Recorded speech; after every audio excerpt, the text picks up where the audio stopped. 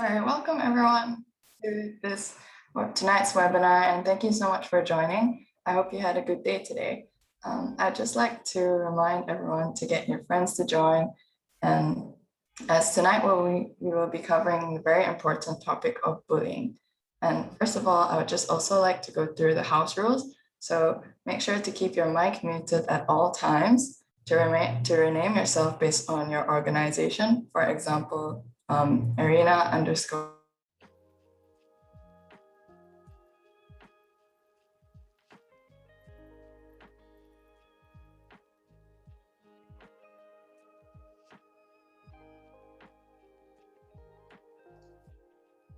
I think her screen is freeze, Terence.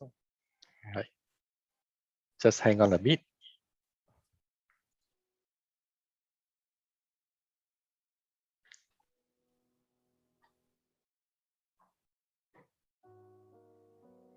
So everyone, there's some technical issue here. I think the internet is a bit slow. Just forgive us for a couple of seconds. The team behind is checking. Just be a bit patient.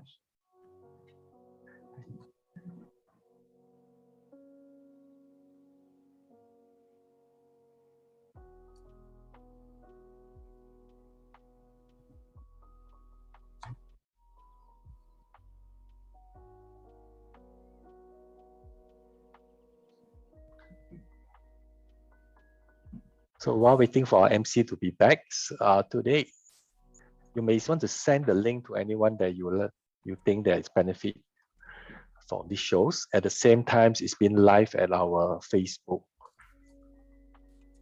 I am so sorry for that. I think I had trouble with my internet connection.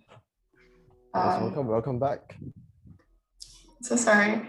As I was saying, another stream will be held on Facebook Live, but only the questions that are posted here will be answered. Right. So can we please have our first poll of tonight? And we just want to check how everyone is feeling today.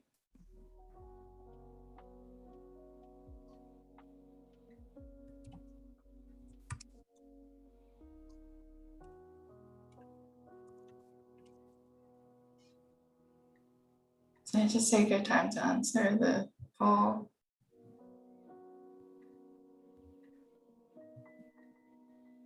All right, so I just got all of the results of the poll, and to the people who had bad days, I hope tomorrow will be a better day for you.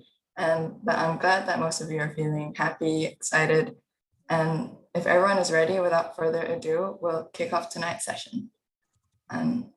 Okay, so I'll start with just an introduction of myself. So good evening, everyone. My name is Arina, and I'll be your MC for the night. I'm the current president of the Interact Club of Taylor's International School, Kuala Lumpur, and I'm very grateful for this opportunity to contribute to this wonderful cause. I hope you enjoy what we have in store for you this night. And without further ado, I'll start with a formal introduction to this webinar. And to give a brief background on the Mind Matters Clubs network and its purposes, Mind Matters Clubs were established to act as a bridge between the National Coalition for Mental Wellbeing, NCMW, and the youth and adolescents in Malaysia. So the Mind Matters Network's vision is to establish Mind Matters Clubs and affiliates in learning institutions and youth community clubs across Malaysia. They will collect data and create mental health awareness content that can appeal to the demographic effectively. So tonight's webinar represents one of the projects that will contribute to this cause. This evening, we have speakers from a variety of backgrounds who will aid in promoting the importance of mental well-being in Malaysia, specifically the very important topic of bullying and its effects on the minds of youth and adolescents. So without further ado, I would like to call upon Ms. Sharbina Daniel, the Secretary of NCMW, to introduce the coalition. Hi, Arina. Thank you so much. Just give me a minute to pull up my slides.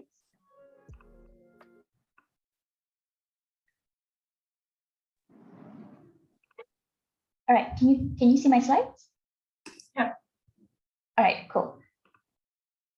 Let me just start presenting. All right, so good evening, everyone. Good to see you all today, and greetings on behalf of NCMW Secretariat. So hi, I'm Sharina, the Protem Secretary for the Coalition, and I'm just going to take a few moments to provide you on the updates of NCMW thus far.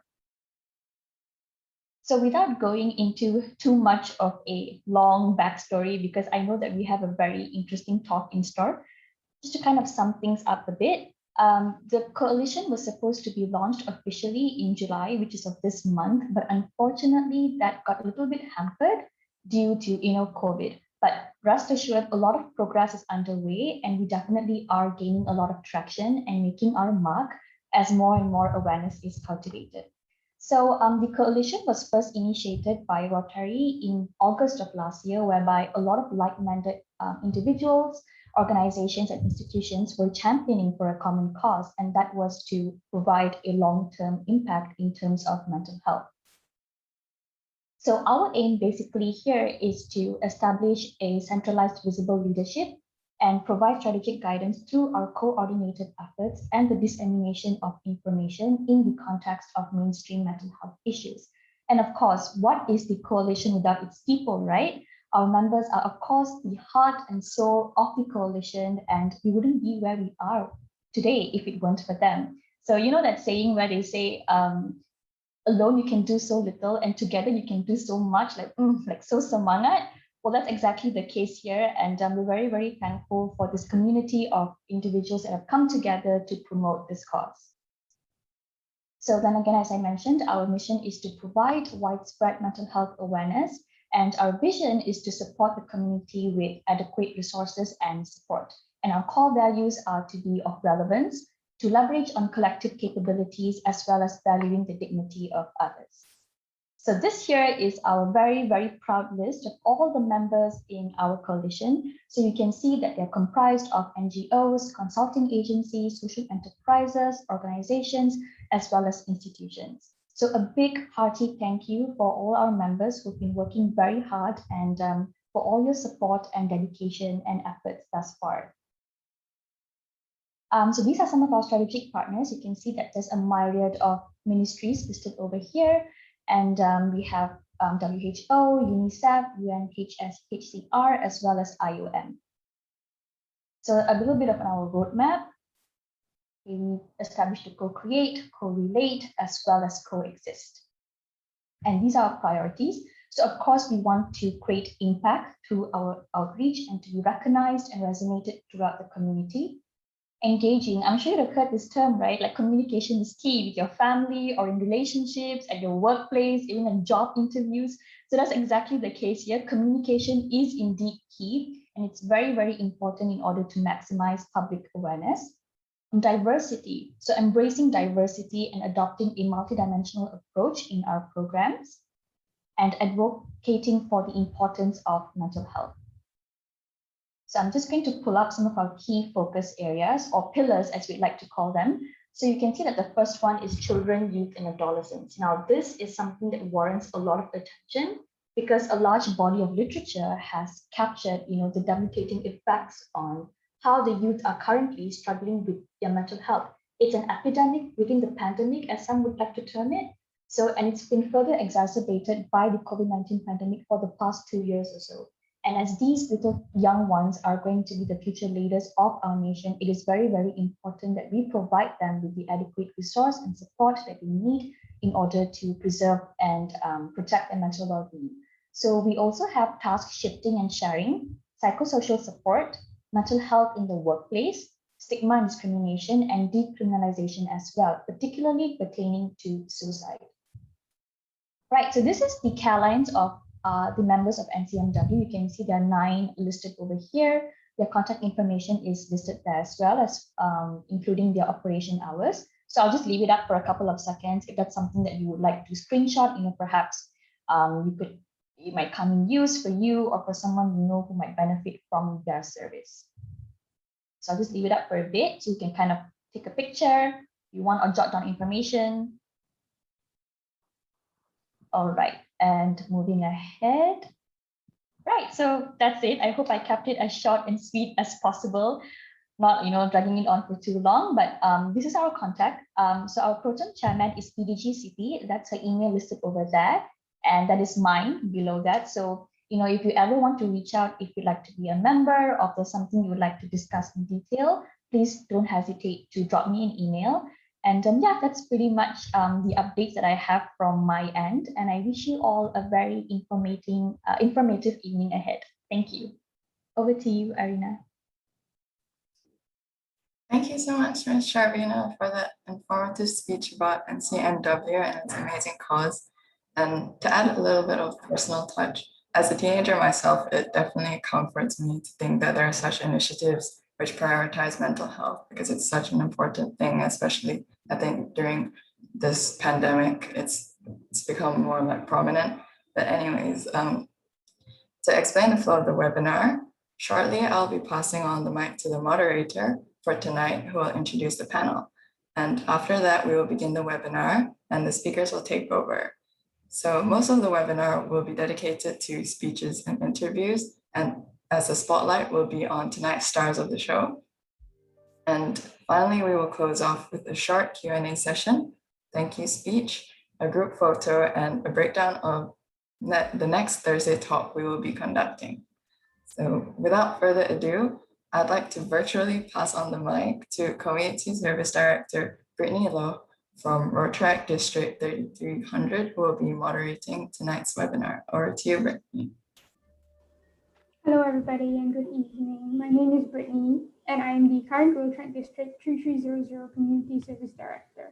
So to kick off tonight's session, I'd like to introduce the panel speakers for today. So we'll start off with Datin P.H. Wong. She is a mother of 4 young adults and is a lawyer by profession, but has also been involved in the early childhood and education sector since 1989 as an early years center director, trainer, and consultant. She has been and continues to be a passionate advocate for child rights, quality, and accessible early childhood education and play for all children through her work in the Childline Foundation and Toy Libraries Malaysia. Datin Wong is currently spearheading the Childline Foundation as an executive director. CF also co-created the 15999 Childline, a national 24-hour child helpline for children under 18 years of age in 2010.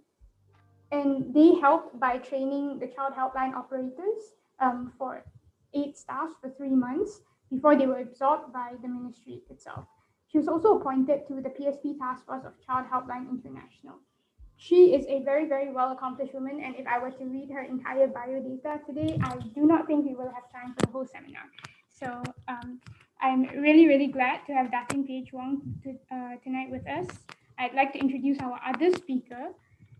This speaker, his name is Pavit Koran. He is the ESU public speaking champion. Pavit Koran is from Kota Baru, Kelantan, a city where he grew up all his life. Pavit has recently completed his foundation in law course at MMU Malacca and plans to pursue his bachelor's of law in the coming month. Recently, Pavit Koran emerged as the champion at the English Speaking Union Malaysia Taylor's College public speaking competition. And subsequently, he represented Malaysia in the ESU International Public Speaking Competition, where he prevailed as the champion with his winning speech on mental health. So that is our two main speakers for today's webinar. So I'm really happy to have them on board. And now I would like to invite Pavit Koran to give his opening speech and on our seminar, Bullying on Youth and Adolescents' Mental Health. Over to you, Pavit.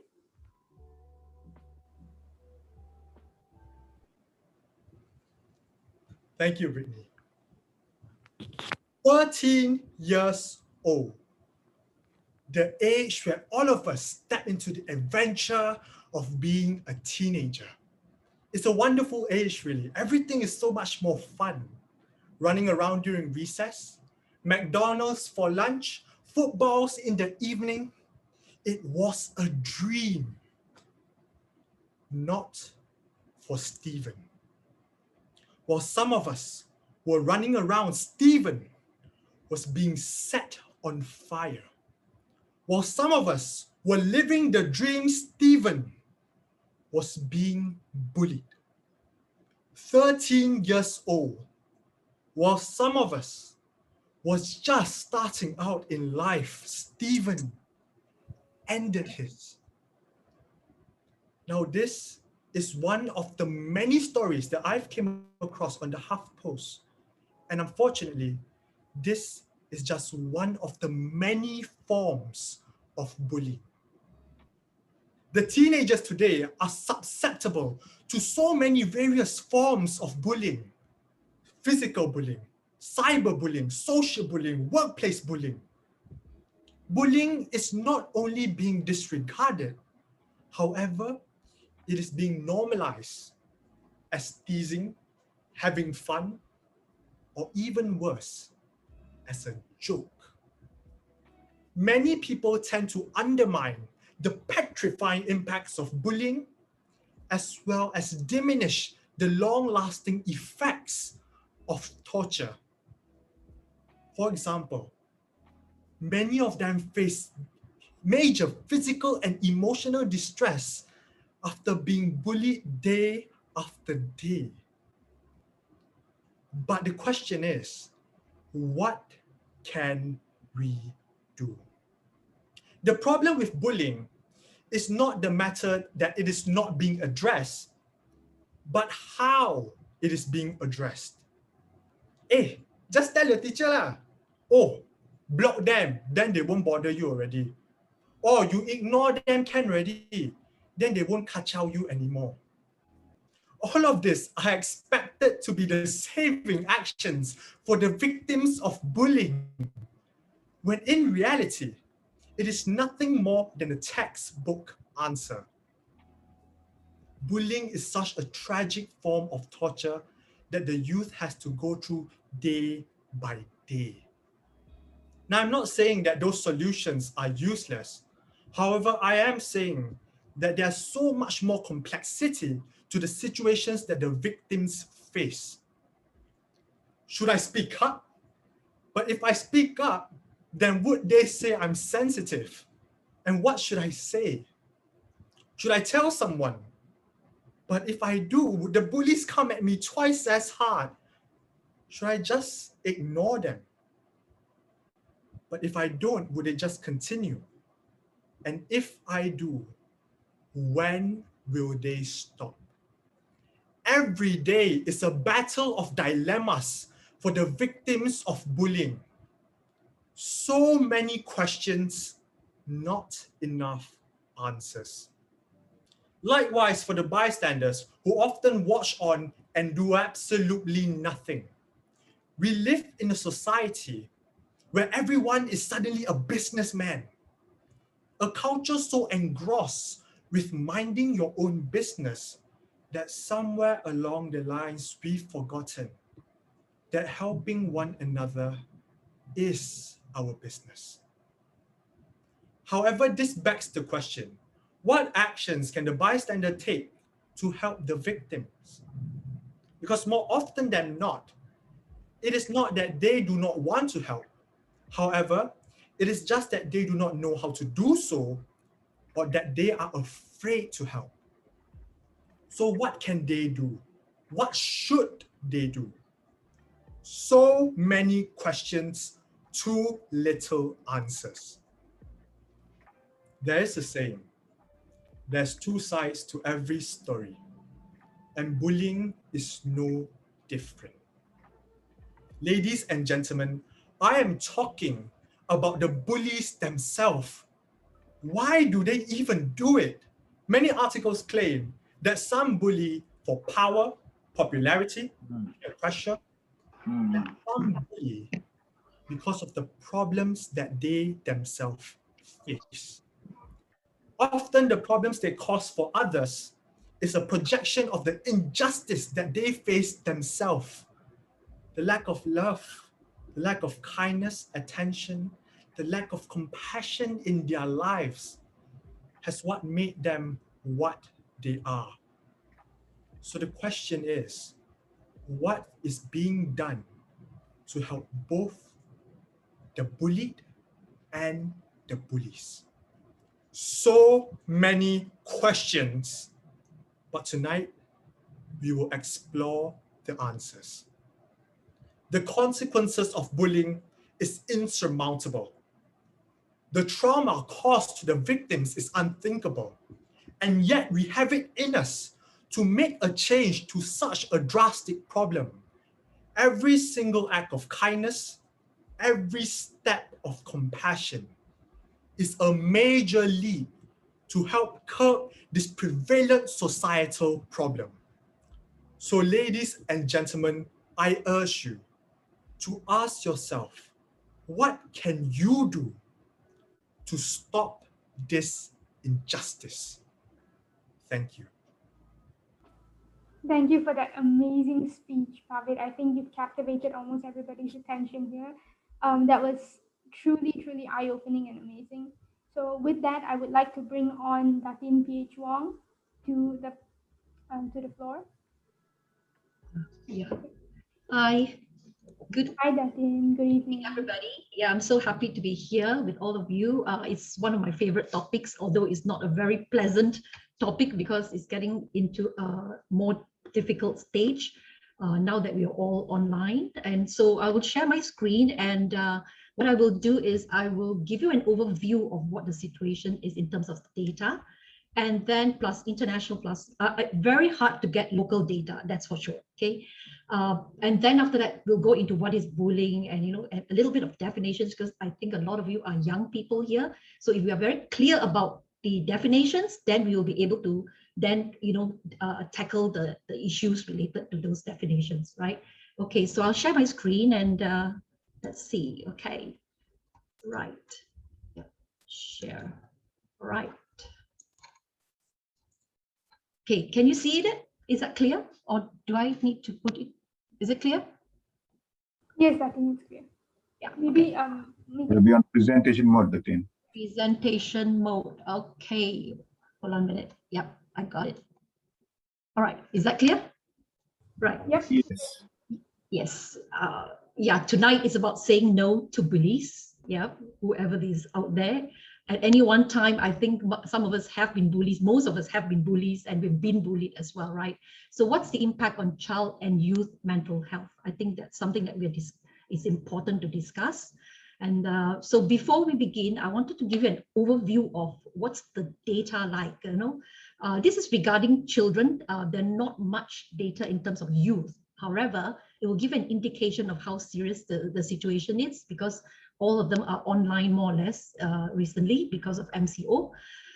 This is Our Lives Online was launched by the UNICEF office in Bangkok. So it was a 4-country survey with over 300 children. So these are voices of children telling us, you know, and the data has been collated. So 1 in 3 internet users are children and youth.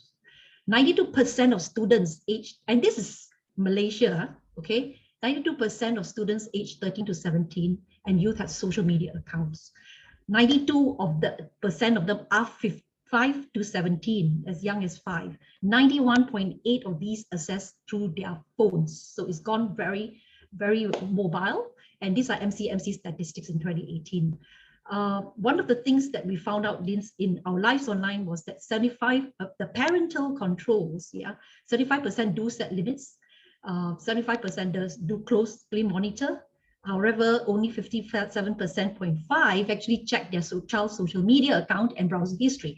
And what the children tell us is, you know, it's okay for my parents to check because I know how to remove all this browser history before they check and before I give them my phone, you know, which is what they do. So this is 2 out of 5, and that's a big concern. Children reported having bad experiences they don't want to tell anyone about. So, and both the children, youth, and adults they are spending about 20% more time on social media.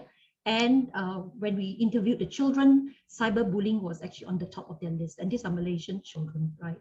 And what is worrying is from January to June 2021, PDRM data was that suicides by 15 to 18-year-olds, there were 872 cases, which is very, very high, and we should be concerned.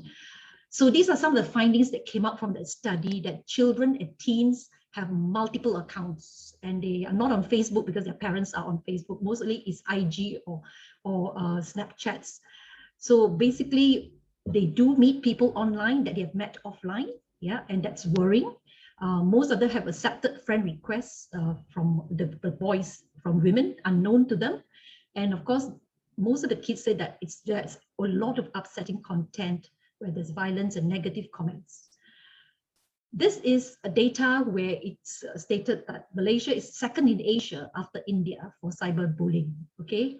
3 in 10. This is UNICEF 2019, 28% of 7,000 children, right? So it is of concern, and I think that's why we're having this webinar today. So it is, if you look at the data, it's 51.7% have seen and received a sexual message, image, or video about someone else that they did not want to meet. 20%, 22 said they have been asked to talk about sexual acts, and 70% said they have been asked for social media photo. Okay.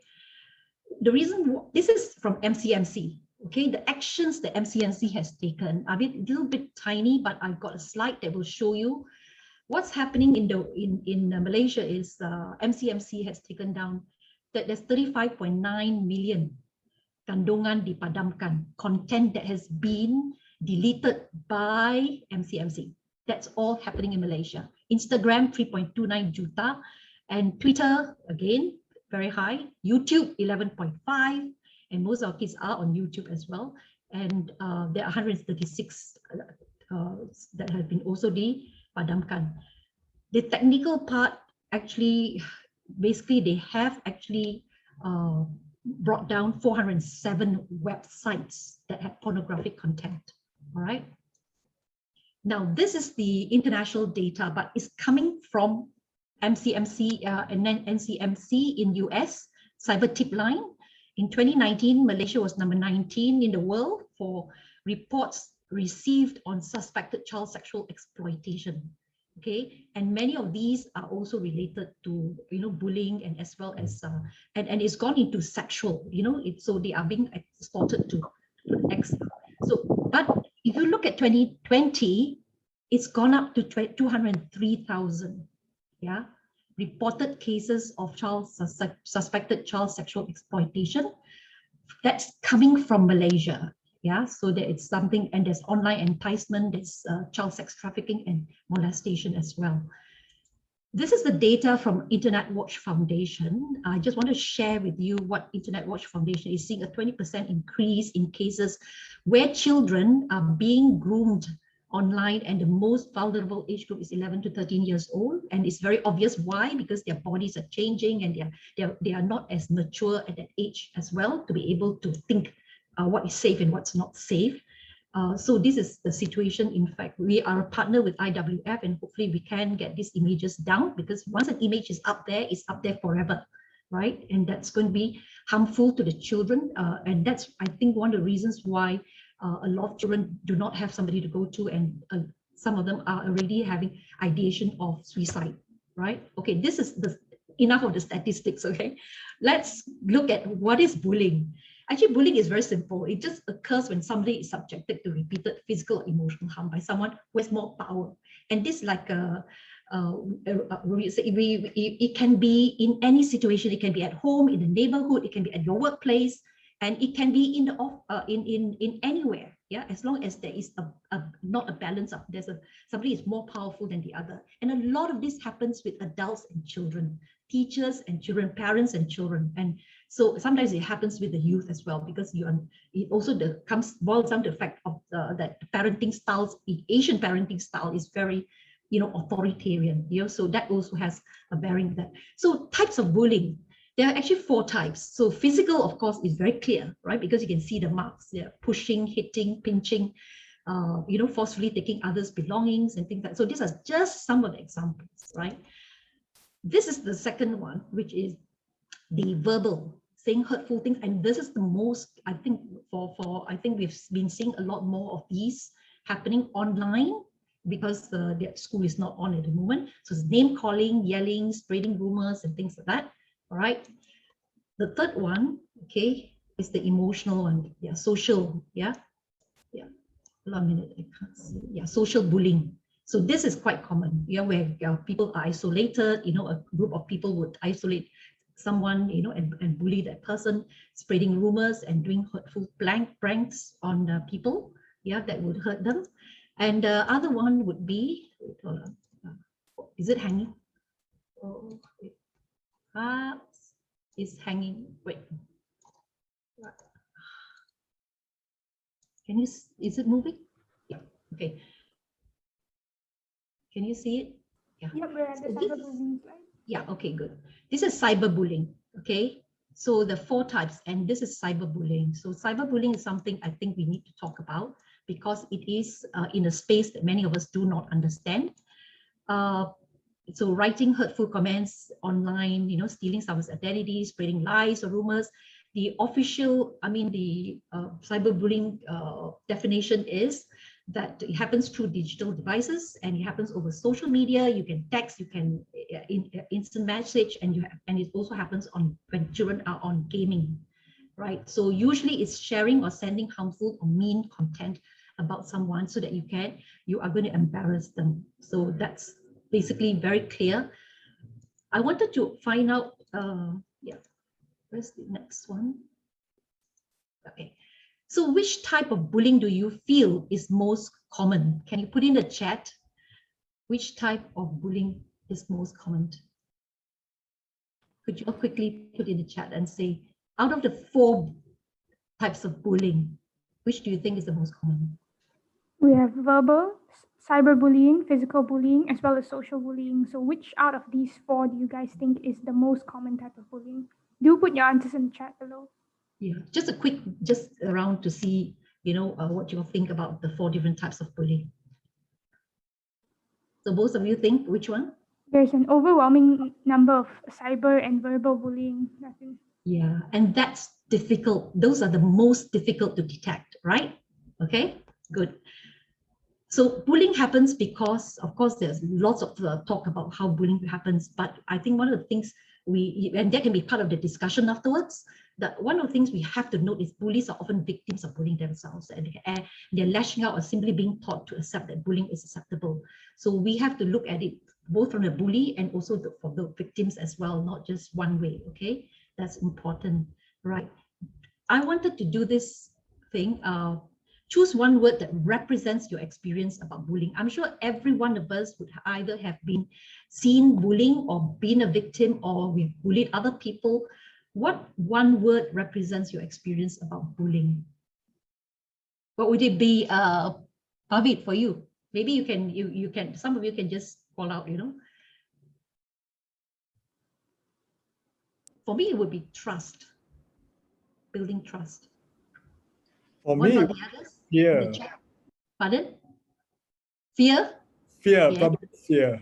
Takut, yes. The most of the children will say is takut. They're scared. Yeah. Yeah. Any other answers? Let's have a look. Yeah, I can't see the chat. Wait, hold on. There's a lot of trust, fear, family. Yeah. Okay. And fear is quite it's popping up quite a lot. Fear itself, fear, decision. So again, it goes back to the power struggle, right? Somebody is, stronger than the other. Okay, so it's not an equal partnership as such. Thank you. Let's go to the next one. So the prevalence of cyberbullying, I must say that we do not have as much data in Malaysia, especially within the last 1-2 years. However, this is a study in the US where 20% of kids had been cyberbullied during the school year of 2017. And 56% of this cyberbullying occurred from January to June of 2020, all right? So it also correlates with COVID-19 lockdowns and all that. And they have also found that they have 44% of all internet users with online harassment, which is the most prevalent was offensive name calling. Yeah, so I think it will happen. It is happening in Malaysia as well. Yeah, you're getting called all sorts of names. So that's very true. So it's interesting. The impact of cyberbullying. So these teens who were interviewed felt angry when they were being cyberbullied. About a third felt hurt, and nearly 15% felt scared. 2/3 of the twin victims, those are the 11 to 13-year-olds of cyberbullying, said that it had a negative impact on how they felt about themselves. So it actually impacts on your self-esteem and things, and also the fact that they are scared. nearly a third of them said the incidents affect their friendships, while 13% also affected their physical health, right? And when you look at social media network, what was the one that they most likely to be cyberbullied? It was YouTube. And then next was Snapchat, and then TikTok, and then Facebook last, because most of the kids are not on Facebook. We said their parents are on Facebook, therefore we do not want to go on Facebook. That's it. So YouTube is a big culprit. Yeah, so we have to watch out. And according to the US National Crime Prevention Council, the youth say, what do? They just block the bully. Yeah, but then the bully is still going out to bully other people. That doesn't solve the problem, right? And the bully doesn't get help as well. So out of the teenage cyberbullying victims, 36% said they asked the bully to stop, 34% blocked, 29% did nothing, okay, and that's worrying. And only 11% talked to their parents about the incidents. I think this is something we have to watch out for. In 2020, the first MCO, the PJ Child Council, which is made up of 32 children, 11 to 17 years old, did a survey of 500 over children. And 48% of those said that they have received nasty messages on social media during the lockdown. And almost 50% said that they would not talk to parents or counselors. And then I'm asking myself, why? Because those are the two people who you should trust the most, right? In school and then at home. So they are not going to the parents, and so we need to discuss this, you know, why are kids not going to the people whom they should trust the most, which is the school counselor in school and which is parents at home, right? And so they don't, then most of them don't do anything about it, right?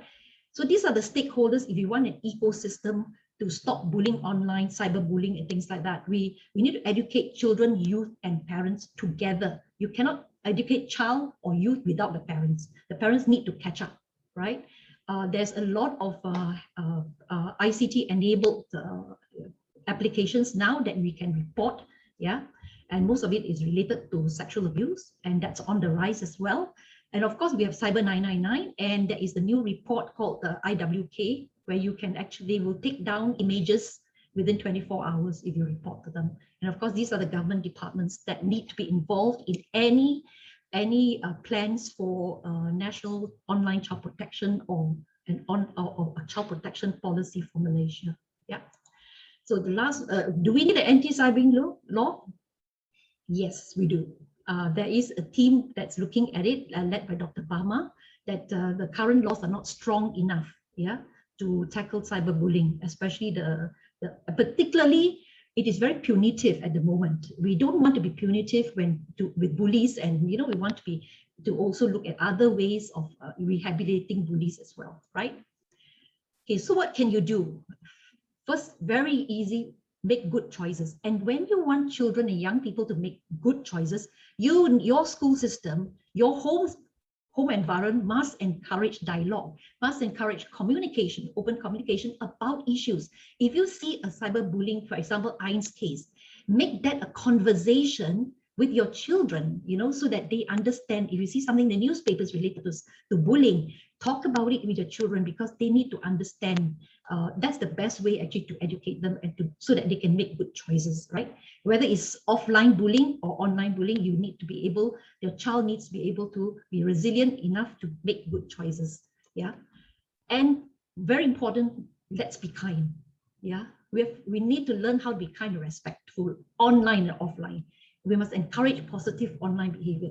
We must model consent when taking and sharing photos of children. This is a nightmare, because I know a lot of kindergartens and preschools and childcare centers and parents are sharing beautiful pictures of their chubby little kids and, you know, beautiful. I mean, you're very proud of children. However, you need to make sure that there's consent, right? And of course, you have to model good habits and ethical behavior when you are on a device, right? And the third one is, like, this is a Stand Together campaign, which is being run now since 2019. And there is going to be an empathy curriculum being developed with the Ministry of Education. Hopefully that will help us to be kinder, because when you are kind, they are less likely to be bullying somebody, right? Okay. So ask for help. The last thing is, we have to encourage people to ask for help. They must know where to ask, who to ask, in their neighborhood as well as the care lines. They need to have the contact numbers pasted wherever they are in the school, everywhere. Teach others to ask for help, because you need to teach children to ask for help. Many will never ask for help, right? And many are very worried about being labeled, right? So they don't ask for help. So it's good to tell them it's okay to ask for help, right? And we're not used to that at all in Malaysia. I think that's a whole discussion by itself, right? Okay, these are some of the resources that to be bijak online. These are some of the good resources that you can actually use. Australia has a very good system with an e-safety commissioner. So it is very, I will share these resources later with the PowerPoint. And of course, at the end of the day, let's talk, let's act to end bullying.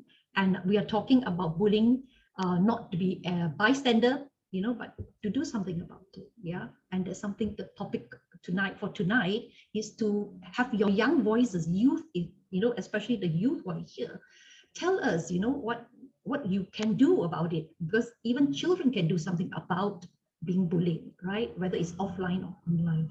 So that's my little take on, I hope we've given you some things for thought and for further discussion. Okay, thank you very much. Thank you very much, Datin. I think your presentation video actually, you can show okay. cyberbullying video, you can show it later in All between. right, sure. All right. So I think your presentation just now is very informative, and I see a lot of commotion in the chat box where everybody is, you know, discussing and, you know, going back and forth regarding bullying. But before we get into the Q&A session, I would like to bring on our speaker, Pavit Koran, to give us a little bit of a perspective on how the youth view bullying. Pavit, the floor is yours. All right, so thank you very much, Brittany. Once again, hi everyone. I hope my speech has been thought-provoking. So as a youth, bullying is very much different. Because nowadays, we are more susceptible to cyberbullying especially. It's so undetectable, and the bullies that actually cyberbully is shielded by anonymity. So as a youth, I believe cyberbullying is something that really needs to be addressed. Many hide behind the stigma that, oh, if I just off my phone, then the bullies lose. If I just off my computer, then the bullies won't bully me anymore. But in reality, it is so much more complex than that. Then what happens to the next time you on your phone? Or what happens to the next time you on your computer? Then many people also think that cyberbullying is something that just happens in the virtual space.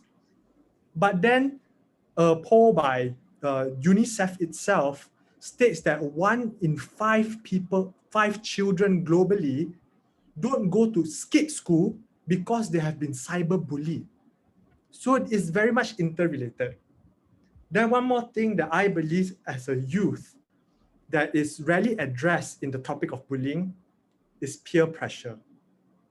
Many of us bully one another is because it's deemed as teasing, or it is just something that everyone does, especially to a specific person.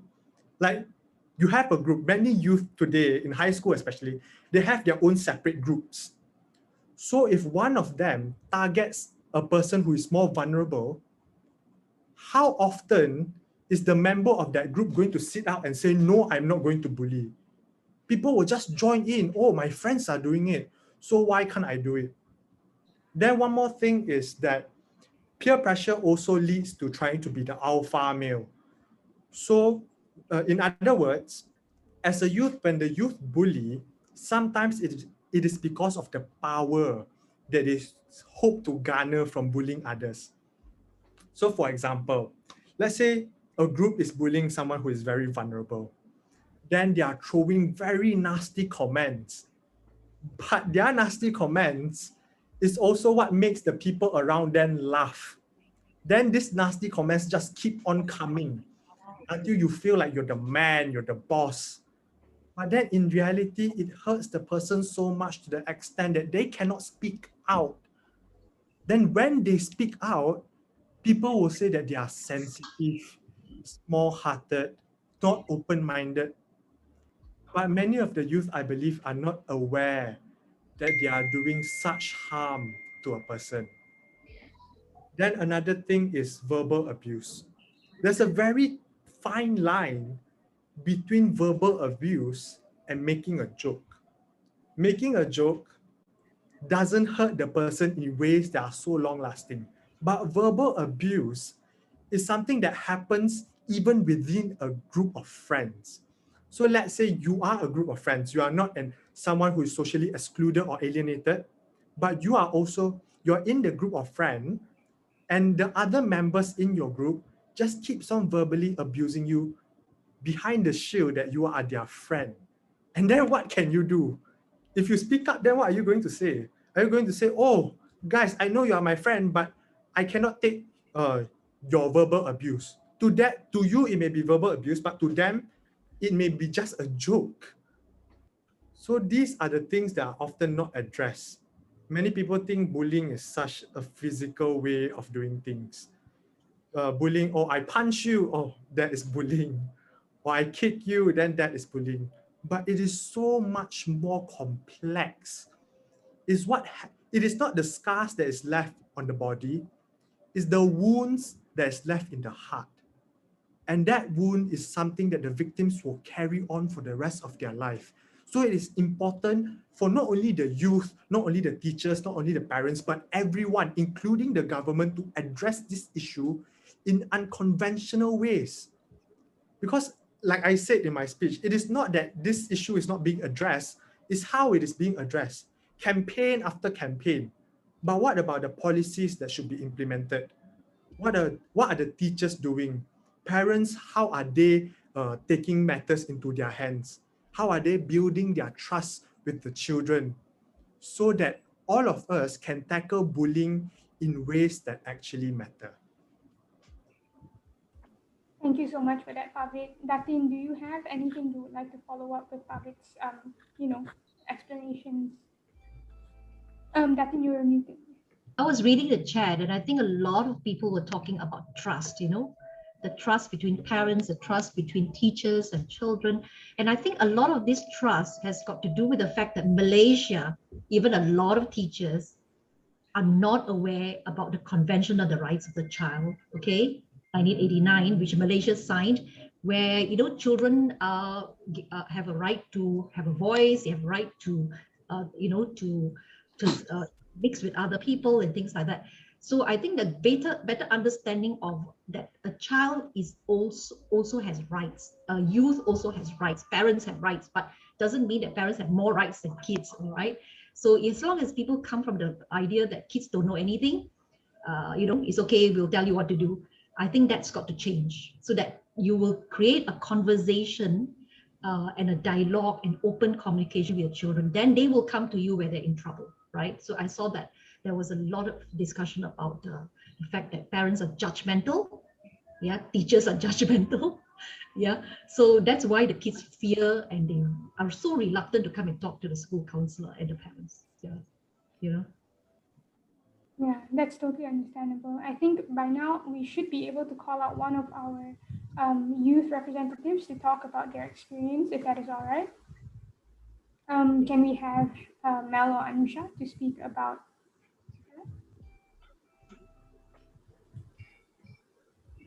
Hello everyone, can all of you hear me? Hi Anusha, yes, we can hear you. Okay, I'm from the Intra Club of MGS. Okay, so our topic today is bullying. I personally haven't experienced bullying of any sort before, but I think bullying has been around for like quite some time, and because of that, nowadays people start to normalize it. As Pavit said, they see someone getting bullied and they're like, oh, that's not a matter, like that happens a lot. Don't care, like that kind of thing. And I think because everyone is starting to get so ignorant and everyone is not playing their own part, it's making this whole issue escalate more quicker than we would like it to. Like personally, I think if all of us can be kind, if all of us don't use violence as the answer, if all of us can help out each other, it will get better, Like I personally think the victims, most of them, they're scared to speak up, right? They're defenseless, they're voiceless. So as a passerby, if I see someone getting bullied, I'd want to stand up for the victim. I'd want to help the victim. okay, maybe you're not in the situation where you're strong enough or even brave enough to fight, but there are other things you can do, you know, like you can report the bully, you can provide emotional, mental support for the victim, you can spread awareness. It's not necessarily you have to like fight the bully and stuff like that. So if everyone realizes this, like if everyone just doesn't see someone getting bullied and just walk away, pretend like they didn't see anything, this might like we can help overcome bullying like slowly, you know, eventually, because obviously all of us play our part. And another thing, I think, yeah, like how someone mentioned just now, it's not just about the, you know, it's also about the bully. In bullying, I think like the bully is kind of like the core of bullying. So in every problem, you want to start from the core. And I'm sure no one is born a bully, right? It's probably some external factors, maybe the way they were brought up, like some traumatic experiences, any sorts of stuff like you know, those kind of things which made them into a bully. So instead of just punishing bullies over and over again, why don't someone try to speak to them, understand them, you know, try to ask them, okay, why, that kind of things. I definitely think that we should focus on both the bullies and the like the victim of bullying in order to overcome this as a whole. And I think it was a really good talk by Pavit and Datin Wong. Thank you so much. That's all from me. Thank you. Thank you, Anusha. I think I'd like to add on to Anusha's sort of statement, the way she mentioned that a lot of people, technically, they don't bully, but they just stand by and watch. Or when Pavit said people in a group, they bully together. So there's one aggressor, but everybody else follows along. So that I would like to ask, why are there these bystanders? And also, why are people so afraid to speak up or report bullies that are their friends? So they have a friend and the friend is bullying other people. Why are they so scared?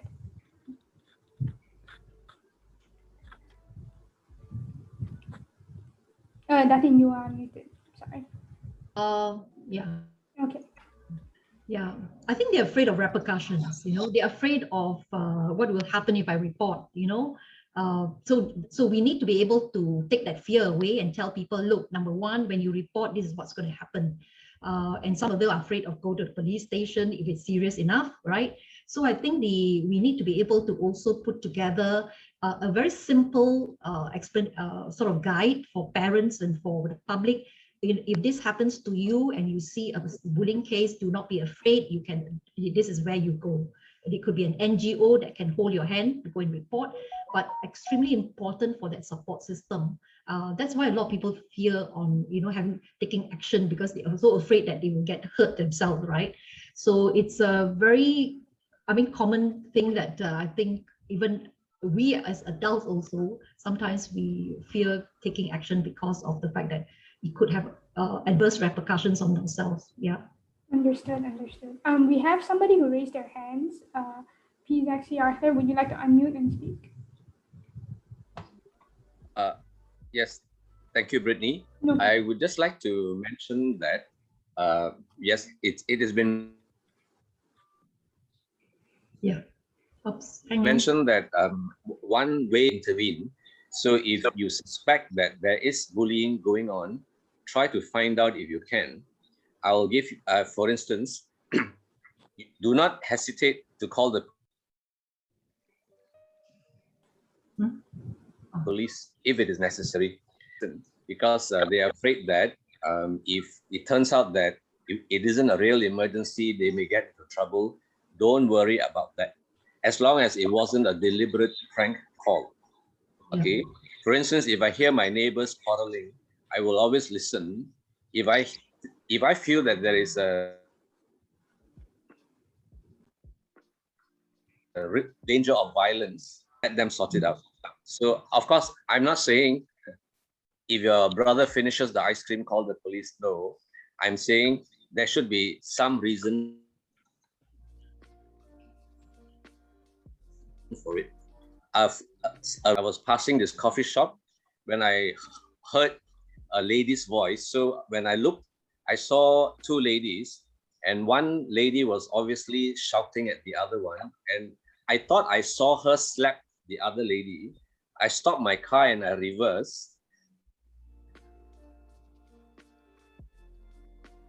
And her seeing if she would, signal me to me or anything, but she seemed more worried about me. So then a phone call came in, and I had to leave. But at least there was in any physical danger.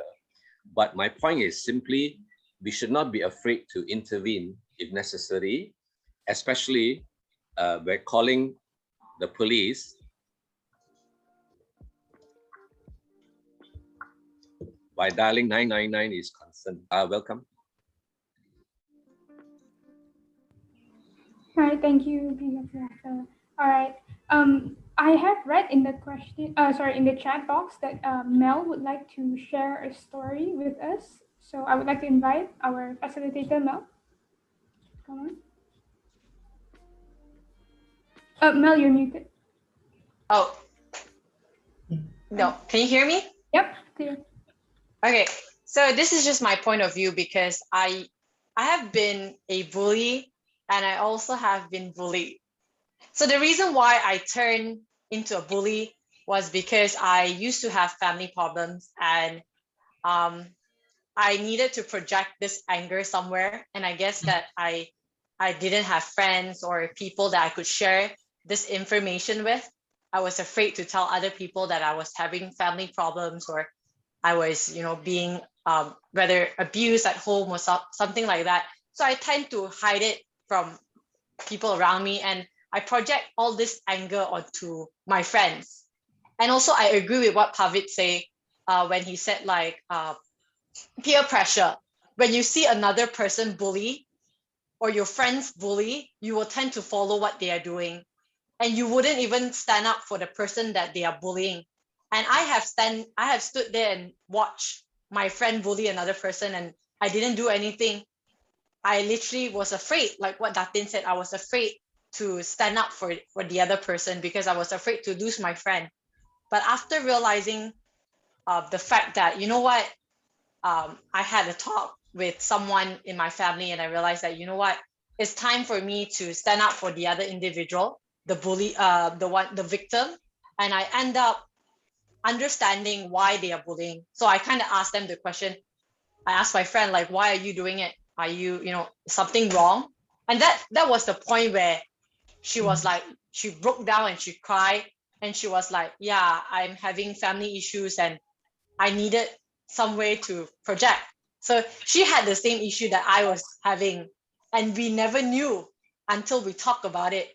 So it always goes back to like talking to another friend about your issues. And when you talk about it, you realize that all bullies are actually hurting.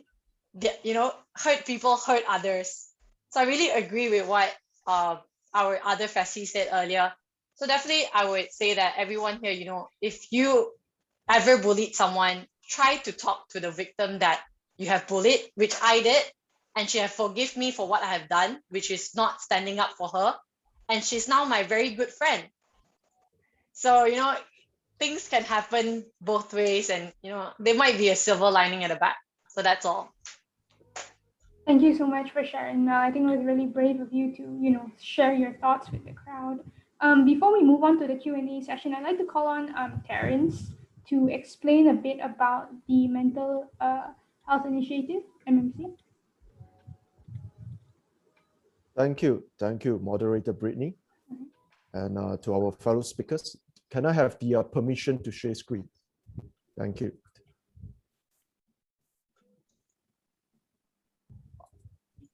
I think we had a beautiful conversation tonight. It's definitely a conversations that matter.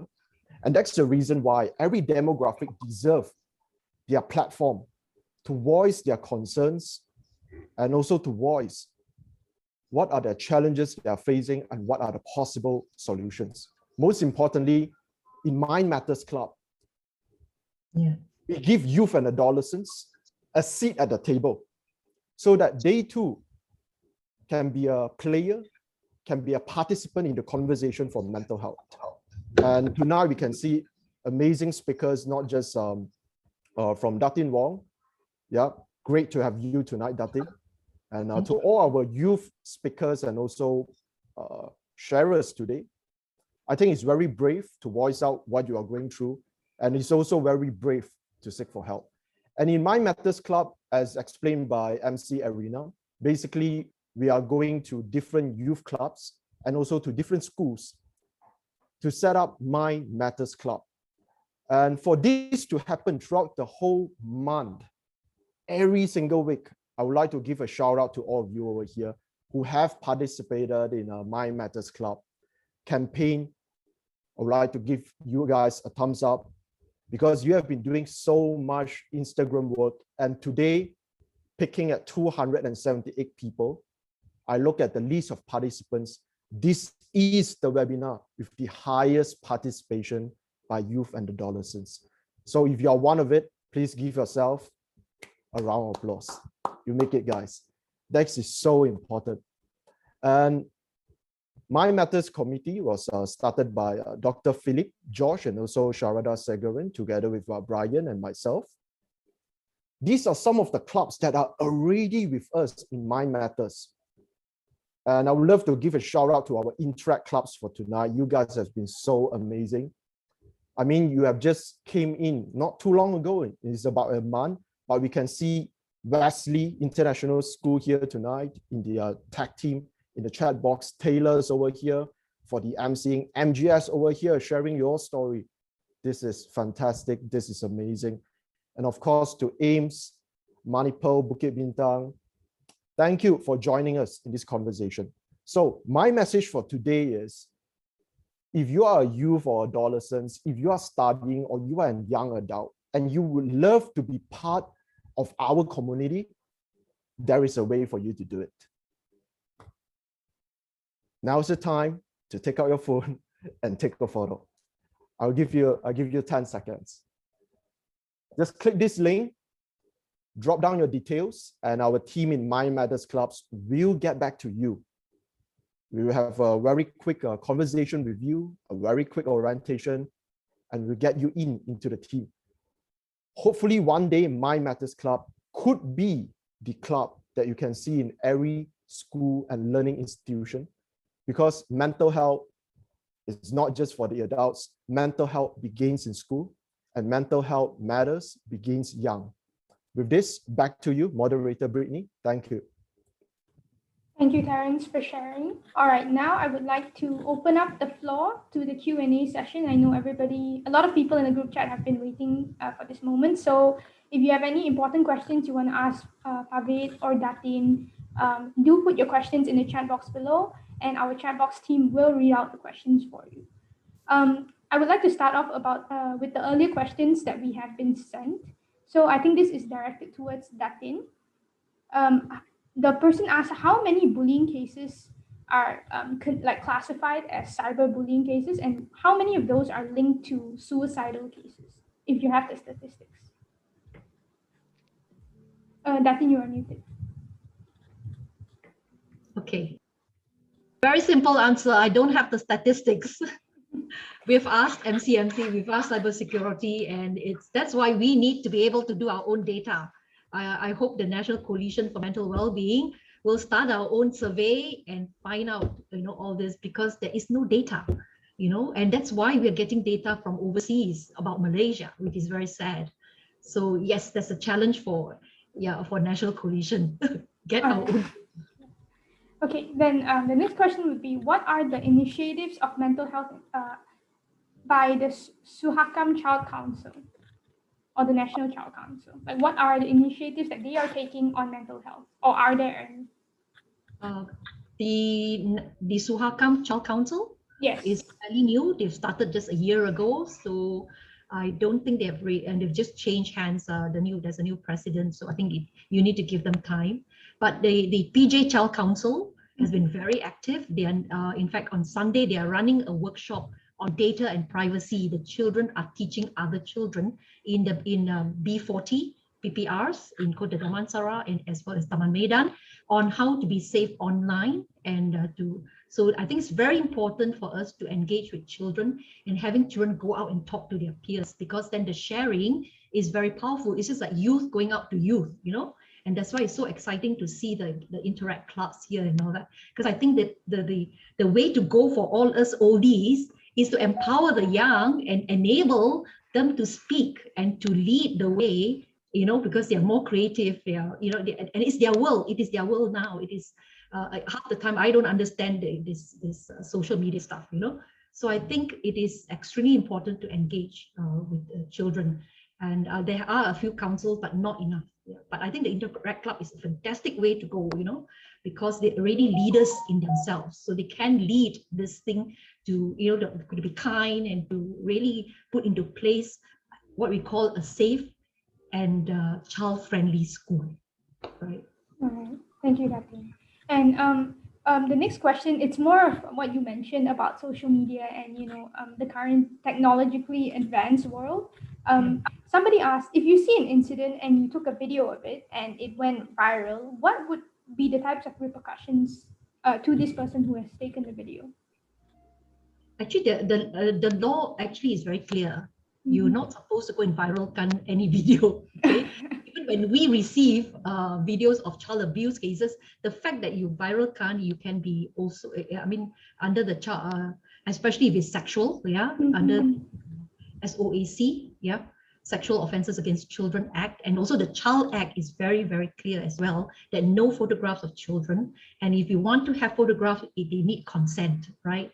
So it is an offense, yeah, if you were to go in viral, you know, because you don't know where the videos came from. You don't know whether it's correct. And usually what I do is I send it to D11 or D9 in PDRM and ask them, and they will be able to check and tell us, no lah, this one is from China, this one is from India.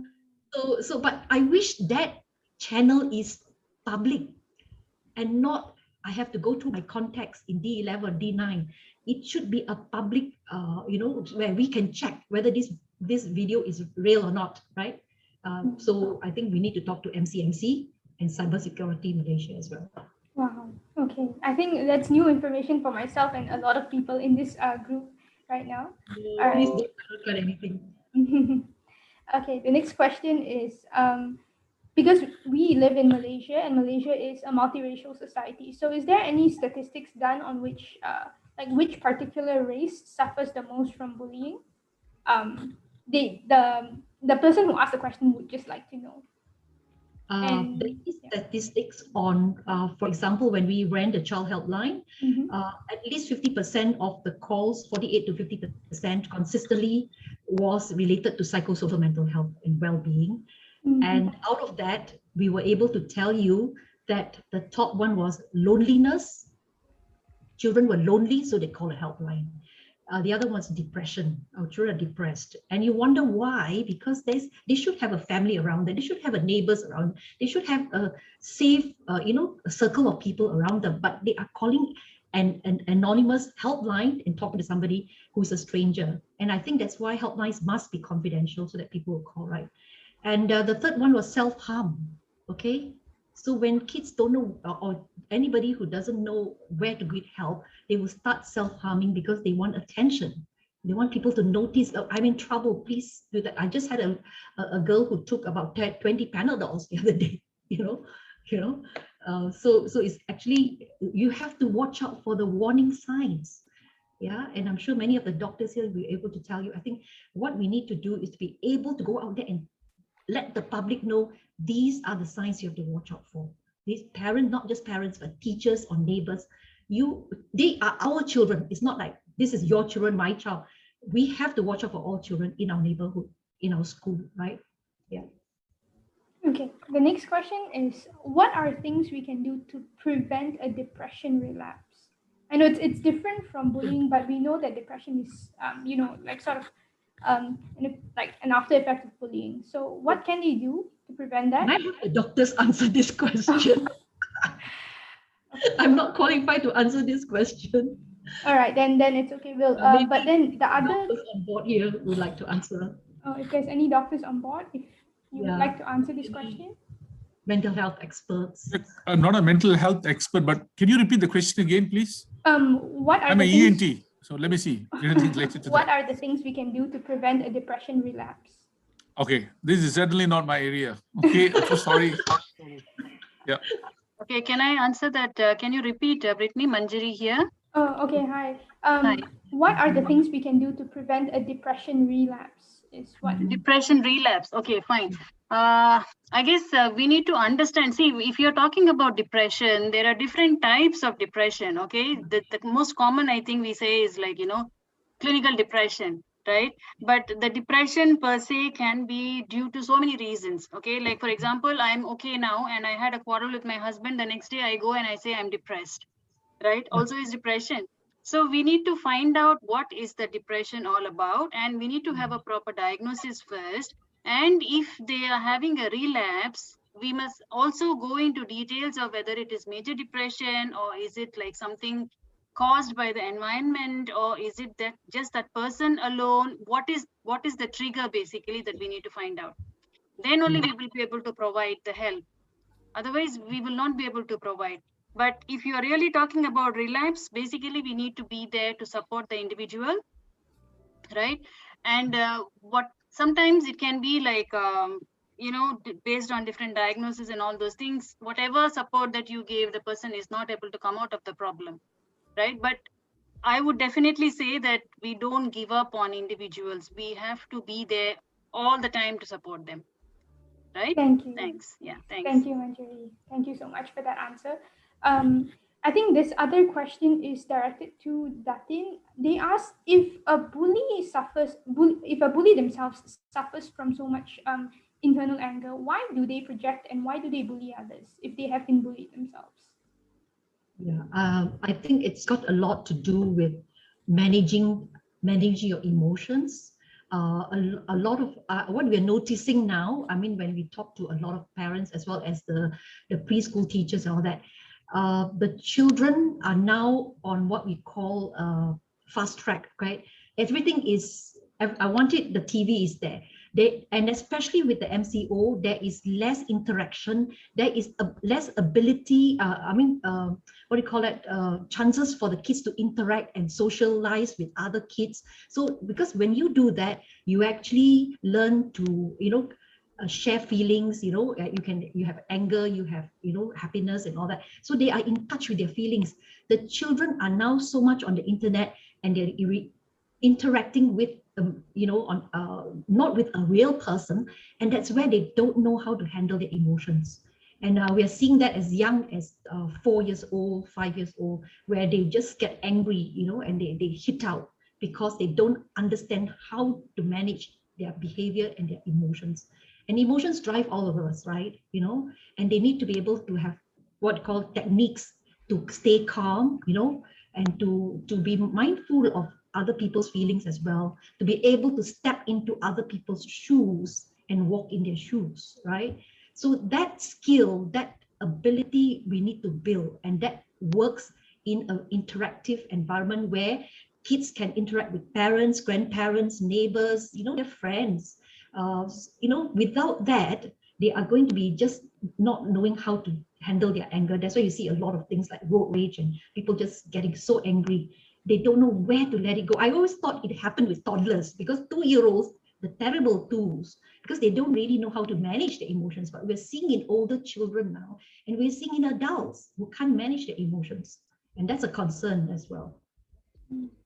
All right. I think because there's so many questions and we have a time constraint, I'm just going to pick one more.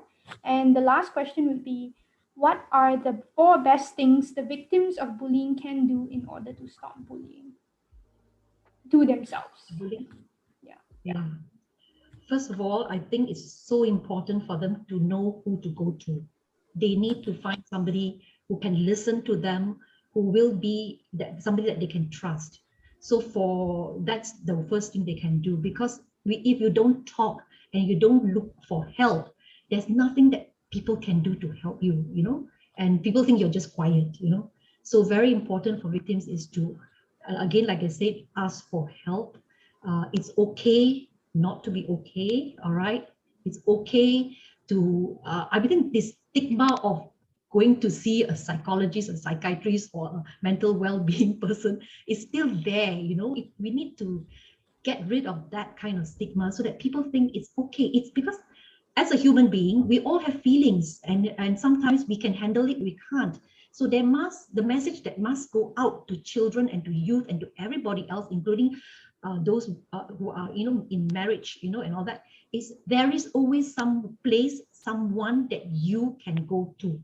And I think that is why, for me, it is important for this coalition of people who are experts in mental well-being to be able to do what we call community-based. Make sure that you train people in the community where the child lives to be able to support even with the first level of counseling. You don't have to be a counselor. What you need to be is a good listener. So right now the kids don't have that. The people are not good listeners. They're not active listeners. Therefore, the victims are very scared to open up. So we must find a way for them to open up. Yeah. I think I just added one more question, which is, what can parents do if the child shuts them out? This is very, I think, prevalent to a lot of the demographic in this audience right now. So what can the parent do when the child doesn't want to talk to them at all, like completely shuts them out? Yeah. Well, the parent also needs to know where to go for help. They need to know where the support system is, and it's okay to not to know, that you can't handle your child. Then you have to find somebody who can handle the child. And what we do now is, and children are very different. You can't counsel them over the phone, because especially if they're very young. We are encouraging for places where children can play, like toy libraries and play safe spaces, play groups, in the neighborhood, where mothers can form a community to support each other. So you're not alone. I think the message is you're not alone. You're not the only one facing this problem. If we can talk about it, we can then solve it together, right? I think if a child shuts out, it's not the end of the world, but there are people who can help you to create that communication with your child again. But I think one of the things that we need to look at is also, how do we enable parents to do what we do, to be not authoritarian parents, but not to be also friend with your child, okay? But to be able to ensure that your child has a communication channel to you, so that they won't shut down. And I tell you, JKM, Department of Social Welfare, is so tired, because whenever kids are out of control, they send it to JKM, okay? Beyond control, they call it, right? I think so. A lot of things need to be done to do parenting workshops, particularly for those who are going to get married, about to have children, because parenting children, having children, it's nobody asks you to go for a license, okay? You literally learn through the way. But I think the knowledge about ages and stages of child development, how your teen is thinking, all right? There are already so many courses on this.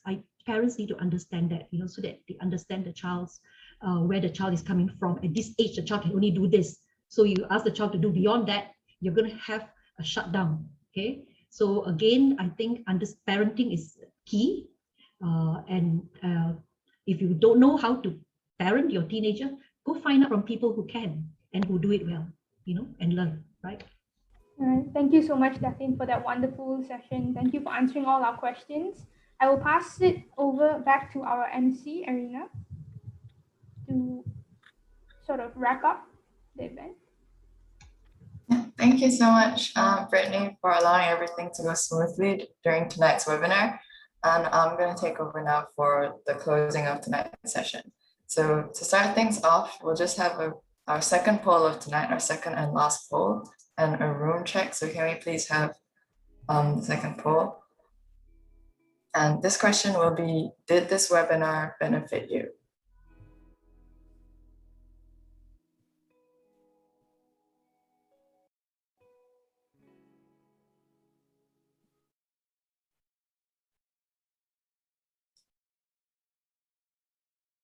I'm seeing all the responses, and it's really great that everyone seems to have benefited from this, and especially since we aim to equip as many people as possible with the correct mindset. And I think also, since not just the aim of the MMC, the Mind Matters Network, we can also strive to make it like our personal goal, because really bullying can happen to anyone, whether it's you or someone close to you. And a lot of the time you don't even realize it. Like it might be there and it might be affecting you, but you don't really see it, like, unless someone actually tells you, like, are you okay? And yeah, so it's important for all of us to know how to help. And to wrap up, I'd also like to invite Mr. Raja Gopal from the Youth and Adolescents Task Force of NCNW to thank the speakers. So Mr. Gopal, the floor is yours.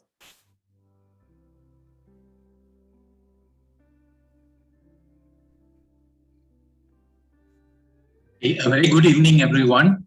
On behalf of the National Coalition Committee for the National Wellbeing, and we wish to thank Latin Wong and Pavit Kuran, and also Mel, for the wonderful sharing and informative webinar that we have today. I'm sure all the participants today who are present today have gained a lot of knowledge and experience, and from this, let's all work together and see how we can look after our future kids, because they are the ones who are going to take care of us in the near future. So how we can be part and parcel of this and help the society to grow to better status. Thank you very much, everyone.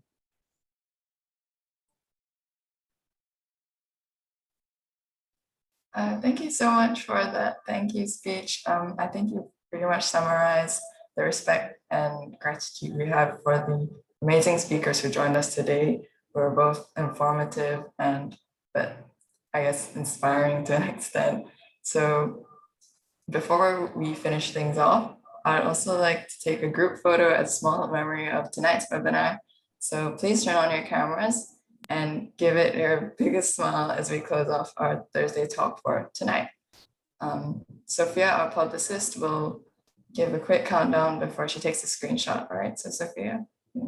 Okay, 3, 2, 1.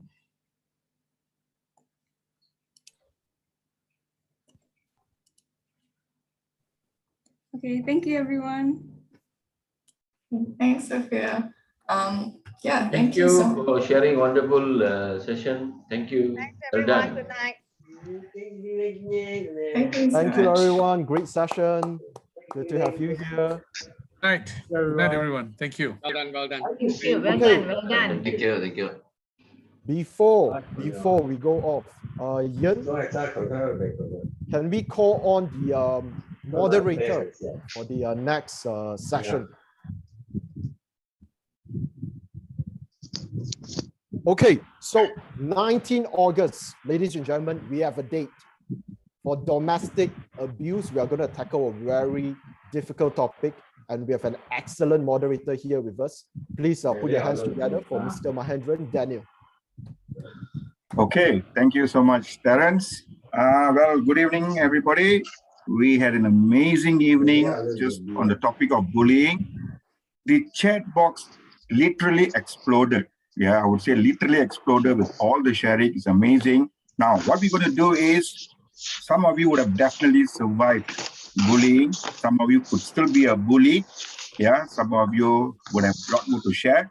But we're going to take it to the next extreme on the spectrum on domestic abuse, because the pandemic has actually heightened the number of cases on domestic abuse. This could be really happening inside your house, outside your homes, to a family member, to a relative, to someone you know. And how are they coping with this? And what can we do in order to help them? Because domestic abuse is truly, affecting a lot of people, and we do not want them to go to the next extreme level. So mark the date, 19 August 2021, same time. It's going to be a Thursday talk. And we have Manjari. She's the expert in this area. She will share with us all her experiences, and we would love to have you all back together. And please ensure literally the chat box explodes on 19th August 21 as well. So the URL is posted. Please register, and we will see you on the 19th of August. Thank you, and back to you. Thank you, Mahan, for the excellent introduction. Once again, a huge shout out to all of you. Over 300 of you register for this webinar. So for next month, we are going for 500. Is that true, Mahan? Yes. That's the goal, people. So remember, take a photo, and we'll see all of you next month, 19 August 2021, third Thursday. Eddie, you have something to share with us, Eddie?